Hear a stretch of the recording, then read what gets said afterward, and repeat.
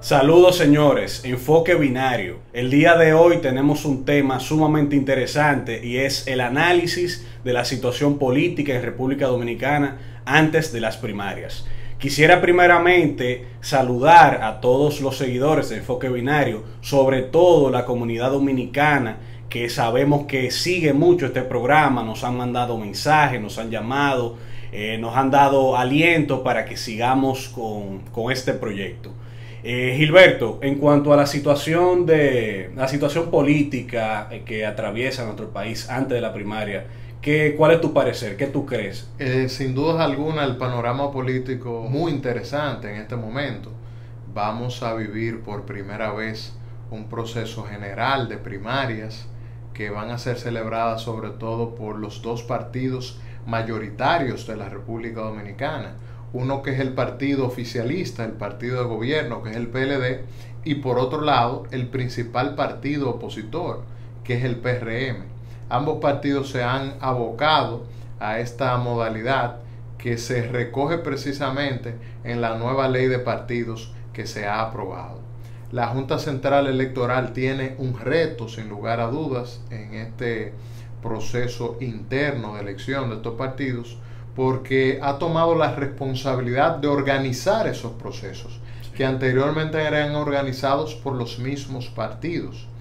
Y en consecuencia, para la Junta, esto enfrenta un reto a su credibilidad, a la confianza que tiene la población en la Junta, porque dependiendo cómo se desenvuelva este proceso, la imagen de la Junta podría salir seriamente afectada. Sin embargo, hasta el momento, a mí me parece que la Junta ha mostrado una actitud de imparcialidad, una posición institucional con respecto a los trabajos que están haciendo, aunque han habido muchas críticas a la Junta Central Electoral en los últimos días, sobre todo provenientes del partido de gobierno, del sector encabezado por Leonel Fernández, con el asunto del voto automatizado.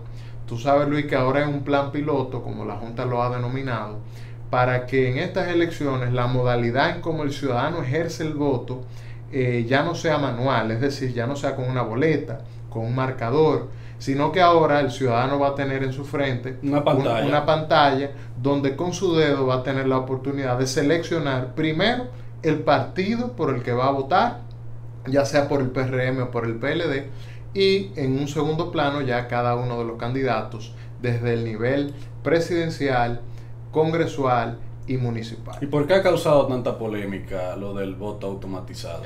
Ha causado polémica porque muchas personas han criticado se han referido a las debilidades tecnológicas que podría tener el sistema, la posibilidad de que el mismo sea hackeado, de que sean alterados los resultados y en consecuencia la voluntad popular. Por esa razón, a pesar de que la Junta ha dicho que la transmisión de esos resultados, que es electrónica, es decir, una vez se cierre el proceso de votación, esos datos se van a estar enviando de manera automática por una red digital a la Junta. La crítica que se ha hecho es que muchos partidos de oposición minoritarios y el sector que encabeza Leonel Fernández dicen que previo a que se envíen los datos a la Junta, lo correcto sería hacer un cotejo con la boleta impresa que va a estar en la urna y con los datos que tiene el sistema antes de enviarlo para, vamos a decir, verificar la viabilidad, la garantía de que efectivamente los resultados que se están enviando a la Junta se corresponden con la voluntad de lo que ciudadanos han expresado a través de esa boleta. Dos cosas que quiero referirme en ese sentido y que también una crítica. En cuanto a la Junta, pienso que como la República Dominicana es un país que no tiene unos niveles de educación, digamos, muy altos, existe la preocupación de que muchas personas, al momento de que vayan a votar, no sepan.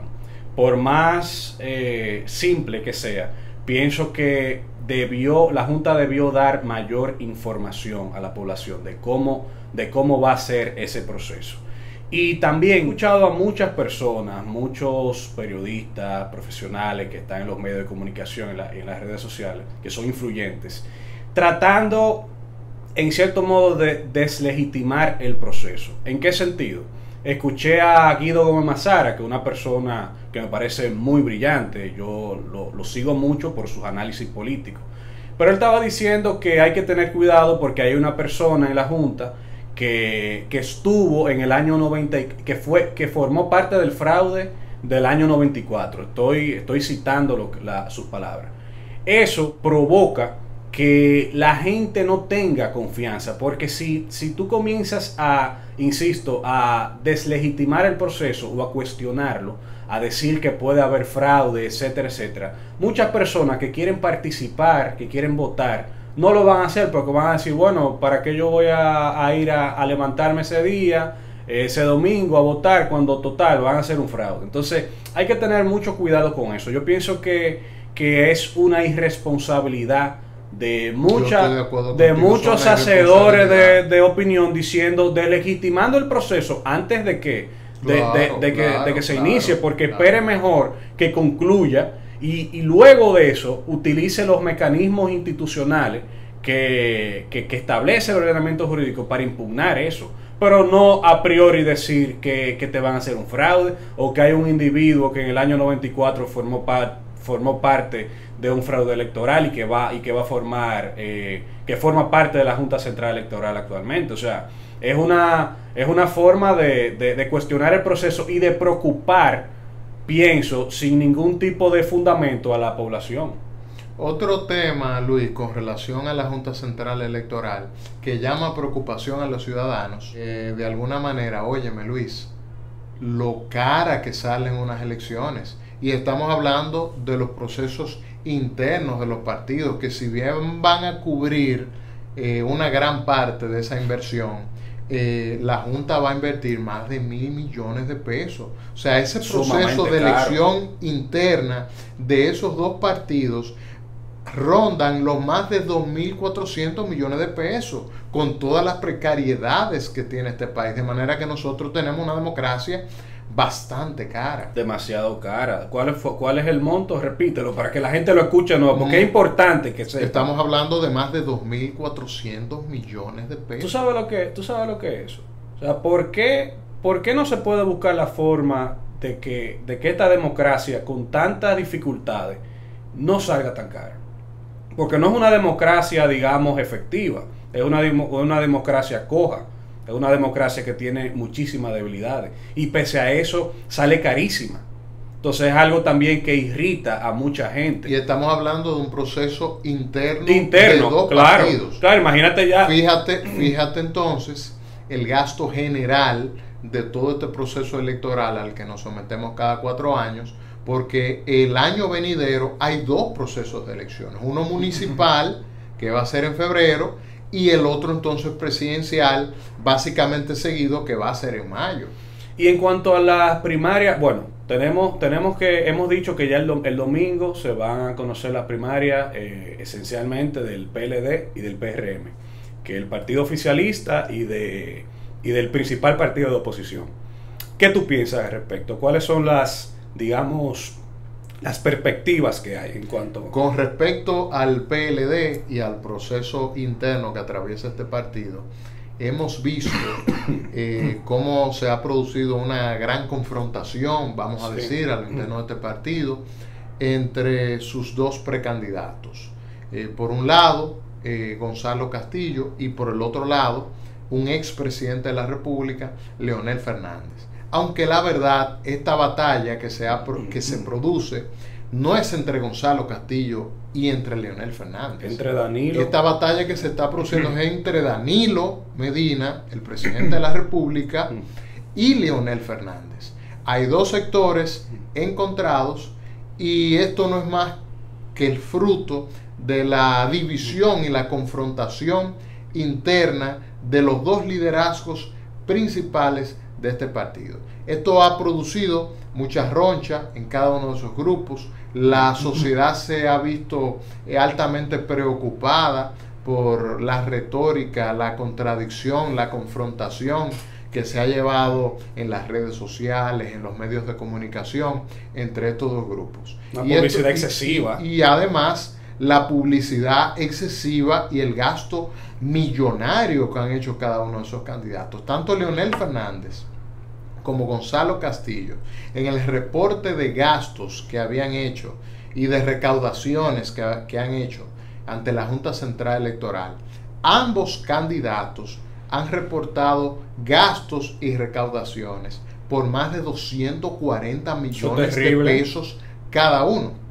Es decir, que la inversión que han hecho es una inversión grande, significativa, sobre todo en la publicidad, y lo que se ha producido es una saturación de publicidad. Increíble. Yo te voy a decir la verdad, eso nunca se había visto. No, pero es tan grande el asunto de la saturación de la publicidad que incluso vemos en las redes sociales muchísimos memes y personas burlándose de esta realidad, sobre todo el candidato Gonzalo Castillo, que es la persona que ha tenido más afán, obviamente, porque es el menos conocido, de posicionarse en los medios.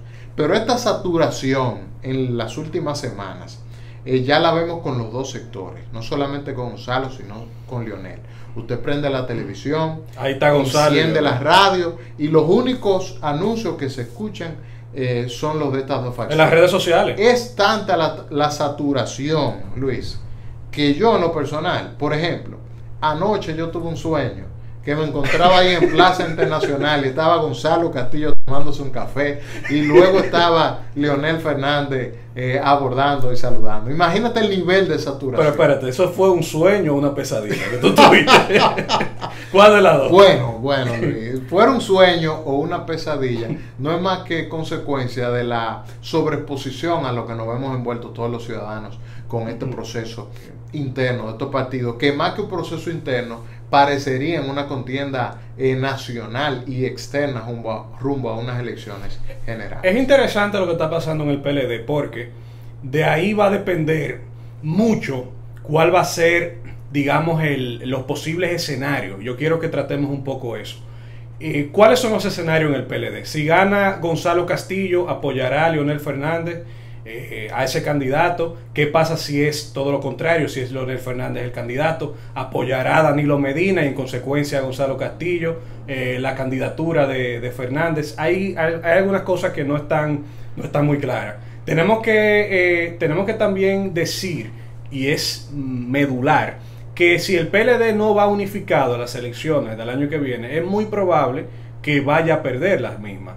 Porque, como bien decía el antiguo adagio, divide y vencerás. Si la oposición va unificada, y ya luego posteriormente vamos a tratar el tema de la oposición, pero si la oposición va unificada y el partido oficialista no, yo pienso que hay muchas posibilidades de una derrota electoral el año que viene. ¿Qué te parece en esos escenarios?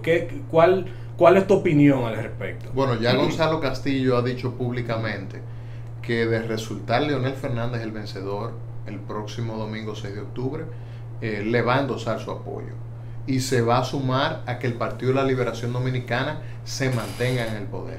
Sin embargo, a las intervenciones públicas que han tenido los diferentes grupos o personas que defienden y postulan al presidente Leonel Fernández, no hemos visto la misma aceptación o el mismo reconocimiento ante la posibilidad de que fuera Gonzalo Castillo. El mismo doctor, expresidente Leonel Fernández, en el último programa que tuvo, una de sus últimas intervenciones en los medios de comunicación, dijo que el que ganara Gonzalo Castillo era una posibilidad que ellos no contemplaban. De manera que habría que ver, Luis, en el caso de que ganara Gonzalo Castillo, si el sector que lidera el presidente Leonel Fernández se integraría a la campaña y viceversa. Aunque yo pienso que sí, Luis, que al final el partido se va a unificar a pesar de la gran confrontación interna, porque es que de eso depende la permanencia del PLD en el poder. Y el PLD es un partido que tiene vocación de poder. Todo el que está en el PLD no es verdad que quiere perder las elecciones. Yo entiendo que al final van a acudir unidos a las elecciones. Sabe que Rosario Espinal siempre ha dicho que en política muchas veces impera la racionalidad o imperan las emociones. El PLD se ha caracterizado por su racionalidad, y eso es lo que le ha permitido mantenerse en el poder, esa racionalidad a ultranza. Sin embargo, en los últimos meses hemos visto cómo esa racionalidad ha ido paulatinamente dejándose de lado y las emociones han suplido en cierto sentido esa racionalidad. Un ejemplo de ello es el hecho de que el expresidente Leonel Fernández fuera al Congreso de la República, algo nunca antes visto, un expresidente haciendo eso, llamando a la población a que no apoyaran una reforma constitucional. Otro ejemplo es el círculo de Leonel Fernández también y del círculo de Gonzalo Castillo y Danilo Medina, que han atacado incluso hasta yéndose a la parte personal. De manera que yo pienso que no, eso está por verse. Si la racionalidad impera, es muy difícil que la oposición gane. Ahora, si lo que impera son las emociones y se van a lo personal, yo pienso que la oposición sí va a tener un buen chance de ganar las elecciones el año que viene. ¿Quién será el ganador? ¿Gonzalo Castillo o Leonel Fernández? Yo entiendo que al final eso va a depender de la capacidad que tengan cada una de esas dos facciones de traducir la simpatía o la intención efectivamente en voto en las urnas. La movilización de recursos, la logística, las estructuras que cada uno logre montar a los fines de garantizar o de materializar que la voluntad del ciudadano se corresponda con el voto, ya sea en favor de Leonel Fernández o de Gonzalo Castillo. Ahora bien, Luis, hablemos del proceso interno del PRM. Cuéntame. Mira, yo pienso que el PRM no es que no sea interesante lo que está pasando, sino que todas las encuestas, o casi todas las encuestas, dan como ganadora a Luis Abinader. De manera que no ha habido ningún tipo de interés mayor en cuanto a ese proceso. Pienso francamente que Hipólito Mejía, pienso que va a perder el proceso interno. Yo pienso que él va a apoyar a Luis Abinader. Yo pienso que no hay motivos para pensar que pueda haber una escisión en el PRM. Sería algo totalmente irracional porque ellos están en la oposición. Y si tú estás en la oposición y si te divides, entonces ya tú lo que estás haciendo es clavándote el cuchillo. Y de hecho el expresidente Hipólito Mejía tampoco se ha caracterizado por ser una persona confrontadora, vamos a decir. Ahora bien, Luis, él es jocoso, pero no. Ahora bien, Luis, yo creo que también ese sector de Luis Abinader no debe descuidar las elecciones y este proceso. Es decir, no se debe sentar y valerse solamente de la simpatía de la gente. Yo entiendo que debe motivar a su sector a votar, a acudir a las urnas, movilizar a la gente, porque de eso va a depender los resultados. Es decir, yo creo que si ese sector de Luis Abinader se sienta como hasta el momento lo ha hecho, o parece que lo ha hecho, Hipólito Mejía puede dar una sorpresa en términos del nivel de votación que tenga, porque estamos hablando de un expresidente de la República que carismático, muy carismático, tiene mucha popularidad y donde quiera que va la gente lo sigue. Mira, tú tocando ese tema, pienso que es importante señalar y hacer un comentario o si se quiere una crítica a Luis Abinader, y es que yo siento que él todavía no despega. Yo veo a Luis Abinader todavía muy flojo en cuanto a sus posiciones. Yo pienso que él debe ser un poquito más enfático. Yo vi una entrevista que le hizo Nuria Piera, creo que fue la semana pasada. La semana pasada. Y Nuria Piera le hizo esa misma pregunta de que mucha gente piensa que él no tiene esa chispa. Y él lo que dijo es que él se ha caracterizado toda su vida por ser una persona muy racional y que hay gente que le ha exhortado a que sea populista. Pero eso no es populismo, es simplemente ser enfático, decir claramente qué es lo que tú vas a hacer en el gobierno. Pues yo pienso que eso es algo fundamental. Porque aquí no puede haber un cambio por el cambio, tiene que haber un cambio verdadero. O sea, la persona en la franja que está en contra del PLD, lo que quiere es que haya un cambio, pero un cambio verdadero, no un cambio de cara para que sigan haciendo lo mismo. Entonces, yo pienso que él debería ser más enfático, decir exactamente qué es lo que él quiere lograr. No solamente criticar la corrupción, es cierto. Eso es fundamental, pero hay más. Él debería tratar de, digamos, ser más claro en cuanto a cuáles son sus propuestas. Vamos a esperar que luego de que pase este proceso interno, quizás cambie esa postura que él ha mantenido durante los últimos meses y se muestre de frente al electorado y a las expectativas de la gente con posiciones más firmes en contra o a los fines de resolver las principales problemáticas que enfrenta nuestro país. Pero en definitiva está complicado el la verdad que sí, y complicado. esperamos Luis, que luego de este proceso interno, de estas primarias del próximo domingo 6 de octubre, el panorama político electoral de alguna manera se esclarezca y no se oscurezca. Yo entiendo que de los resultados de este proceso, de la participación de la gente y de la confianza o del papel que logre jugar la Junta Central Electoral, va a depender el fortalecimiento de los partidos políticos en la República Dominicana y el fortalecimiento de la institucionalidad y de la democracia. Y esto es algo a lo que todos los dominicanos debemos apostar, sobre todo a propósito de las crisis electorales que están enfrentando países de la región. Situaciones como las que se están produciendo en Perú, en Brasil, en Venezuela, en Estados Unidos. En Estados Unidos no se sabe lo que va a pasar todavía. Cuéntame, Luis, ¿qué te parece en esa crisis política que están viviendo algunos de estos países del mundo? Mira, es muy interesante lo que está pasando en Estados Unidos, porque lo que se está hablando es que hay ellos lo llaman un whistleblower, es como una especie de informante anónimo, que le manifestó al Congreso de los Estados Unidos que Donald Trump hizo una llamada al presidente de Ucrania para, en cierto modo, exhortarle, por utilizar un término, y que investigara al candidato Joe Biden y a su hijo.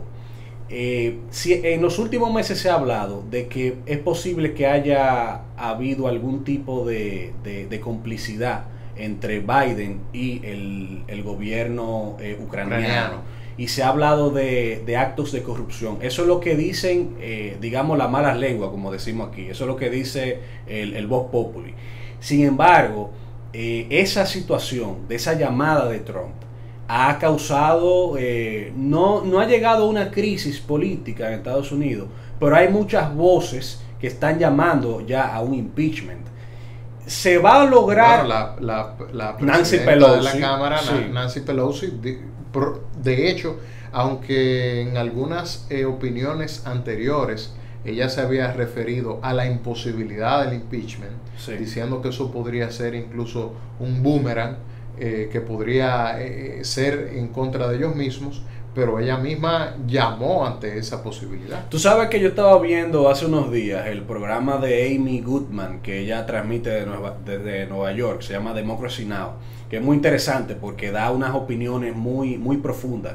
Y ella que es progresista y que no es sospechosa de ser simpatizante de Trump ni del Partido Republicano, dijo que el problema del impeachment es que una sociedad como la norteamericana, donde hay tantas personas que están enojadas de un lado y del otro y con tantas armas de por medio, ella decía, es peligroso un impeachment porque ese sector que apoyó a Trump puede hacer algo que se le salga de control a los Estados Unidos. Imagínate tú, no estoy diciendo de una guerra civil ni mucho menos, pero un país donde hay tiroteos a cada rato, es peligroso ese sector que está radicalizado, que tiene armas. Imagínate. Y en términos políticos, yo creo también que eso puede significar una gran baja para el Partido Demócrata.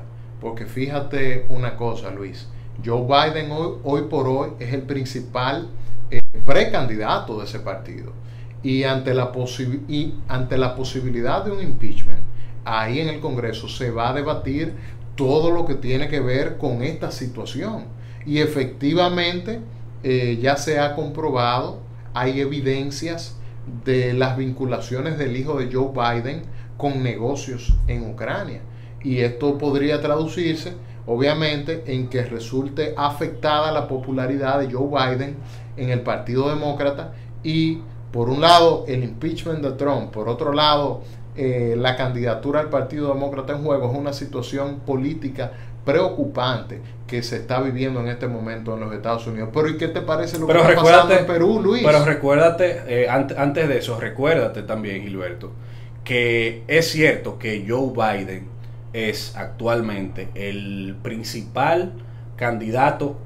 No vamos a decir que es el principal candidato, vamos a decir que las encuestas dicen que es la persona con mayor posibilidad de ganarle a Trump el año que viene, en las elecciones del año que viene. Sin embargo, recuerda también que esa franja liberal o progresista en Estados Unidos que está en contra de Trump va a votar por cualquier candidato. O sea, sí, si Joe Biden al final no es el candidato, van a votar por Elizabeth Warren, que es la que está en segundo lugar en todas las encuestas. Pero Bernie Sanders, que en los Estados Unidos se caracterizan de alguna manera por ser centristas, vamos a decir, y hay mucho cuestionamiento a otro precandidato del Partido Demócrata.